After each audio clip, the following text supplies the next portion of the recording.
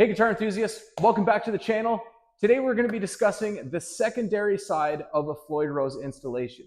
Now, as you saw from our last video with our beautiful silver burst Stratocaster here, we had placed the post inserts for the Floyd Rose tremolo system, but to fully complete the system, we're going to be doing today the dreaded conversion from a bone nut down into a locking nut for the double tremolo system to work correctly. Now, you can get around this by using a traditional style of locking tuners.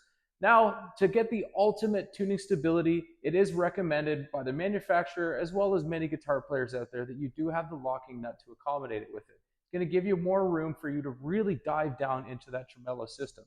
So here's how we can do it. We have it on our bench today. We have our STN M21 with a left-handed neck because we're going with a reverse headstock. And in this case, the locking nut we have is for a right-handed side. So it's going to do two things for us. It's going to replace the fact that we have a left-handed nut currently on a right-handed intended neck, and we're also going to put the locking nut into place.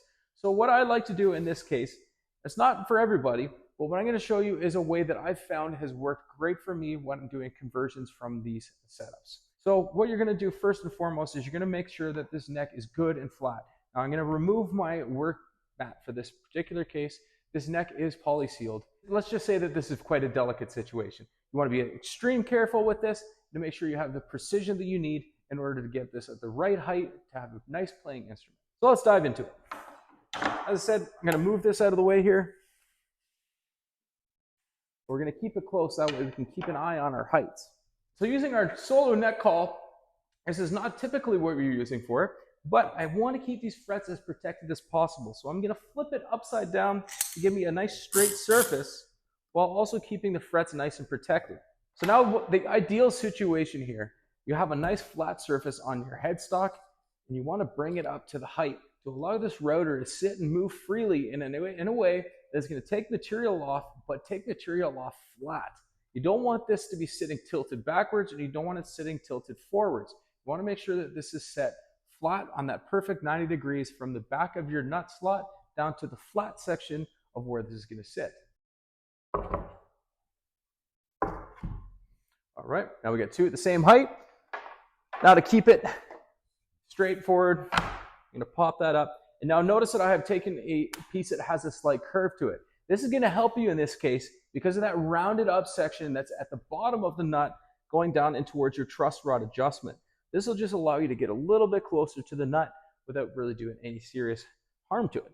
So we have an R2 nut in this case. This is a 42 millimeter nut width, which corresponds perfectly with the nut that's in our file here. Got my trusty DeWalt compact router here. We got the smallest available flush trim bit as possible, so we don't take too much material off, and we're going to make sure that this is nice and set. So let's get right here. As you can see, we've got a lot of space to allow that to move freely and to be safe and sound with it. As we can see here, we got enough space. We got lots of room to take that and make that down to the spot. We're going to knock out the nut. In this case, I'd recommend using our two-sided ball peen hammer here with a plastic side as well as the steel side. We're just going to use the mallet side. Just very lightly tap it both directions. If it doesn't want to come out, grab some kind of pliers. There we are. So we're going to bring this down to the same height that you have the existing nut at. As you can see, when you put the two together, our heights are fairly close and conjoined to where you're looking for.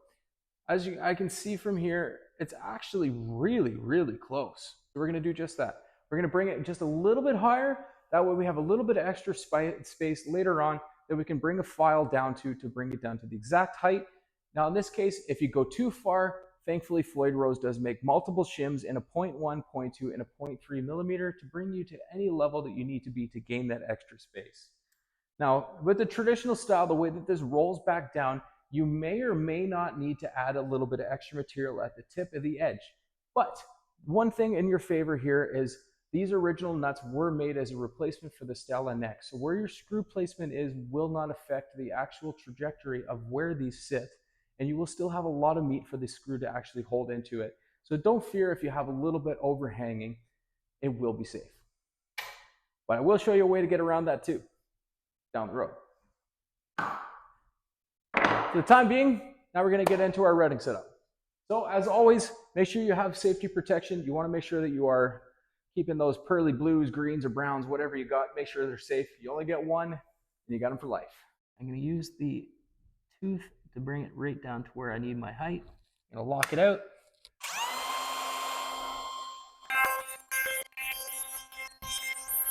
Pretty good.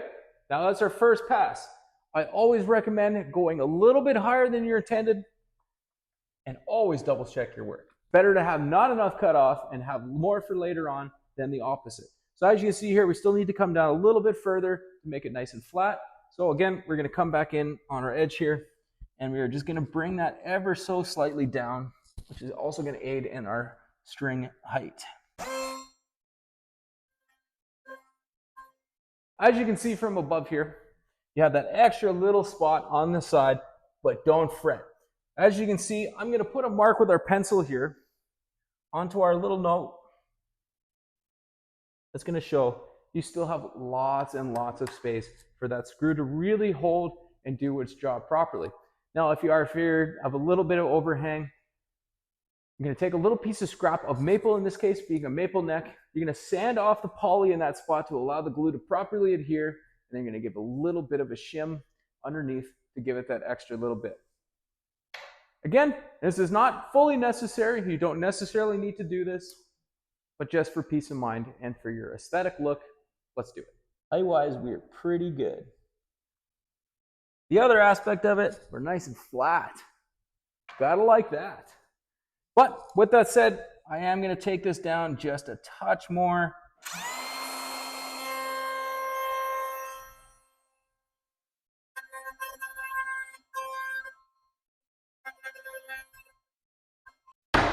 Okay, as you can see from this camera and from that camera, we got a nice flat surface area that is free of any nicks, dings, and with lots of space for our R2 nut to sit.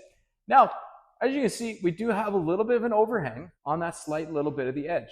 It's not a lot, and it's certainly not something that's going to cause you any harm, but it is annoying to look at. I know you're already going to comment on it, but one thing you can keep in mind, and one thing for peace of mind's sake, these actually were originally invented for this specific reason. So many of the old original guitars that you see in the early days, when Floyd Rose was really getting started, it was intended to have that extra little space. And as you can see from where our spring, where the actual holes are to mount this down into the neck itself, it is well hidden towards the nut to give it more space to allow it to be in the right room. Now to give you an example, I'm just going to trace in these little holes right through our spot there. And now look. As you can see, that is right dead center of that actual shelf. And that leaves it plenty of space for it to sit and hold. So I wouldn't actually need that extra little bit outside of the look. So if you are deeply invested and you want to get that little bit extra, they're done happy with that little extra shelf, here's how we get around it. Now, as you've seen so far, this is going to sound funny to say, but that was the easy part. Unfortunately, in this case, this is something that is fairly technical, and it's going to take a little bit more time to really nail and get proper. But with everything in mind, at least what we have right now, we have that nice flat surface. So regardless of anything, you have a nice place for your screws to sit. Now we're just going to go that little bit extra to give that little bit more. So in this case, we're having a maple neck. You got a nice little piece of maple scrap here. Here's how we're going to get around that extra little room. And what I mean by that extra little room, again, you can see from top down, we have a considerable amount, probably about a 1/4 inch, but the issue is here is that this is on a rounded edge. So this is where the technicality comes involved in. This is going to be something that's hard to keep in the right area clamp-wise, so it's going to take that extra bit of attention to make sure you nail it. Speaking of nailing things, you're going to make sure as well, we're going to want to follow the grain as much as possible. Right now with this little piece that I have here, unfortunately it is not with the grain, but this is not going to affect it very much. It's also going to be hidden underneath this nut. We're going to take over here and make our marks. You don't need a lot, as I said, you need only about a 1/4 inch. That little bit will actually do it. Now, from where we're at here, I'd say we have a good 45 degrees. So we got about 3/16 of an inch to go. So 3/16, We're gonna make our mark down the bottom here. Do the old drywaller's trick. Just keep that straight edge with your fingernail. And now you're gonna make those marks meet up to each other. Now this is where things are gonna get quite tricky. This is a very small piece of wood you're gonna be dealing with. In this case, I'm gonna clamp this down on the table. I'm gonna do this all with a handsaw. I might even do this with my fret saw.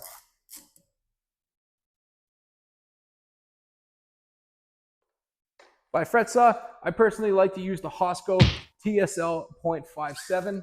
This works great for any of the Hosco pre-cut frets, as well as some of the Jim Dunlop pre-cut frets.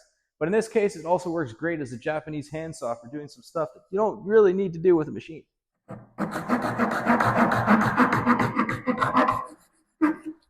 right. Switch things up with my Dozuki. Here's my Dozuki saw. Now we have a general little piece. Now this is where you're just going to be trial and error. You're going to fit, try, fit, fix. You're going to go back and forth a little bit until you have the exact place that you're looking for. Now I mean this literally. This is the most difficult part of this entire process. You have the routing done, you're confident in that part, that's awesome. But this is really where the technicality comes into play. So I can't stress enough to take the extra bit of attention or just outright skip this part. All right, and there you have it. So we have a nice small spot there. You can still have plenty of space for your screws while still implementing the double locking trem system with your locking nut. If you have any other questions or concerns, feel free to comment below and feel free to subscribe so you can see more from us here in the back of Solo Guitars. As again, thank you for spending some time with us today. We'll see you next time.